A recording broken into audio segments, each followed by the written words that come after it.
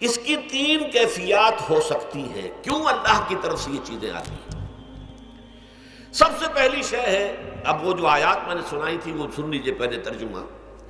سورہ تغابن میں فرمایا ما صاب من مصیبت الا باذن اللہ، دیکھو کوئی مصیبت تم پر نہیں آ سکتی، نہیں آتی مگر اللہ کے اذن سے۔ ومن یؤمن باللہ، اور جو شخص اللہ پر ایمان رکھتا ہو یہدی قلبہ، اللہ اس کے دل کو ہدایت دے دیتا ہے، اس کے دل کو سکون عطا کر دیتا ہے، وہ راضی برضائے رب ہو جاتا ہے، اس میں شکوہ نہیں رہتا، اس میں شکایت نہیں ہوتی، اس میں تلخی نہیں ہوتی، کیوں ہو گیا، کیسے ہو گیا، کیوں ہو گیا، نہیں ہونا چاہیے، نہیں دیتے۔ یہ سارا جو پیچ آدمی کھاتا رہتا ہے نا اندر ہی اندر، وہ جو پیچ کھا رہا ہے، یہ سب پیچ سے نجات نہیں گئی۔ برو کشید سے پیچا کہ ہست و بود مرا، چے اقدہا کے مقام رضا کشود مرا۔ یہ پیچ کھانا جو ہے، پیچا کے ہست و بود، اس سے اللہ تعالیٰ نے مجھے نجات دے دی ہے مقام رضا کے ذریعے سے۔ کتنے بڑے بڑے عقدے میرے حل ہو گئے اس مقام رضا سے، چے اقدہا کہ مقام رضا کشود میرا، میرے تو بہت سے عقدے اس سے حل ہو گئے۔ اس حوالے سے ایک موٹی بات تو یہ ہو گئی، لیکن اب اس کو تین حصوں میں تقسیم کیجیے۔ پہلی بات یہ کہ یہ اللہ کی طرف سے آزمائش کے طور پر آتی ہے۔ آزمائش، میرا بندہ اس پر صبر کرتا ہے یا نہیں، یا میرے خلاف بکواس کرنے پر آمادہ ہو جاتا ہے۔ اللہ تو ایسا ہے، اللہ نے تو ہم پر کبھی کرم کیا ہی نہیں ہے، اللہ تو ظالم، معاذ اللہ معاذ اللہ معاذ اللہ۔ کہیں ایسا تو نہیں، میرا بندہ جو ہے تکلیف کو جھیلتا ہے میری وجہ سے، یہ سمجھ کے کہ اللہ کی طرف سے آئی۔ یہ سب جو ہے یہ بہت بڑی کامیابی ہے اگر انسان کو حاصل ہو جائے۔ اور اس صبر کے نتیجے میں دو اور باتیں پیدا ہوتی ہیں۔ یہ مضامین علیحدہ علیحدہ دروس کے اندر آتے رہے ہیں، لیکن آج ایک نئے عنوان کے تحت جمع ہو کر آ رہے ہیں۔ پہلی بات یہ ہوتی ہے کہ یہ امتحان کا نتیجہ کیا نکلتا ہے کہ آپ نے ایک امتحان پاس کیا تو آپ کے اگلے درجے میں ترقی ہو جاتی ہے۔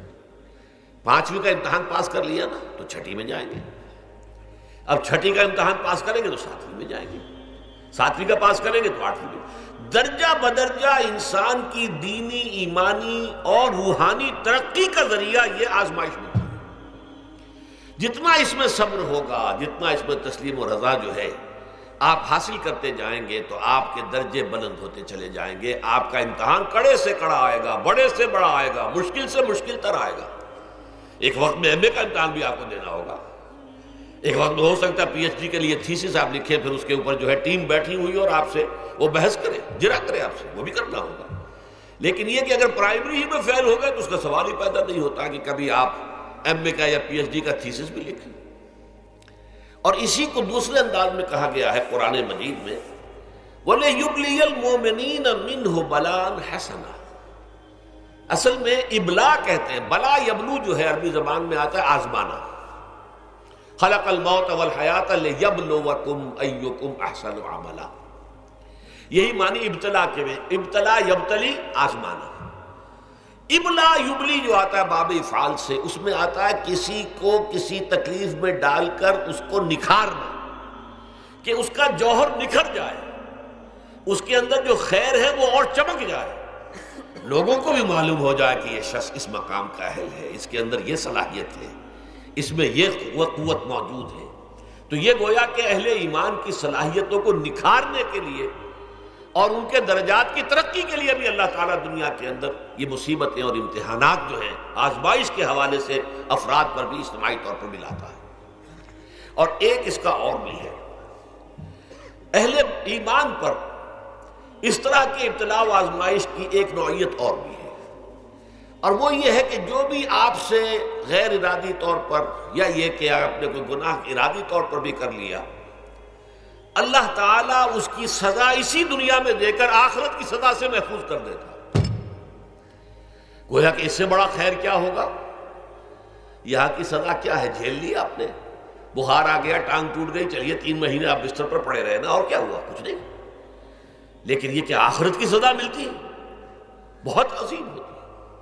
لہذا کفارہ بناتا ہے اللہ تعالیٰ گناہ، ان جو بھی گناہ ہو گئے ہیں، غلطیاں ہو گئی ہیں، ان کا کفارہ اللہ تعالیٰ بندہ مومن کے لیے، حضور کی ایک حدیث ہے، اس کا متن مجھے اس وقت یاد نہیں ہے، کہ مومن کا معاملہ عجیب ہے، اسے کوئی تکلیف پہنچتی ہے صبر کرتا ہے، وہ اس کے گناہوں کا کفارہ بن جاتا ہے، اور اگر کوئی خوبی ملتی ہے تو اللہ تعالیٰ کا شکر ادا کرتا ہے، اس کے درجات بلند ہو جاتے ہیں۔ تو یہ معاملہ جو ہے اللہ تعالیٰ کی طرف سے بندہ مومن کے حق میں خیر، کہ در حقیقت اس کے ان گناہوں کی پاداش کہ جو اس نے یہاں کر لیے ہیں یہی دنیا میں دے کر دھو دیا جائے، پاک کر دیا جائے۔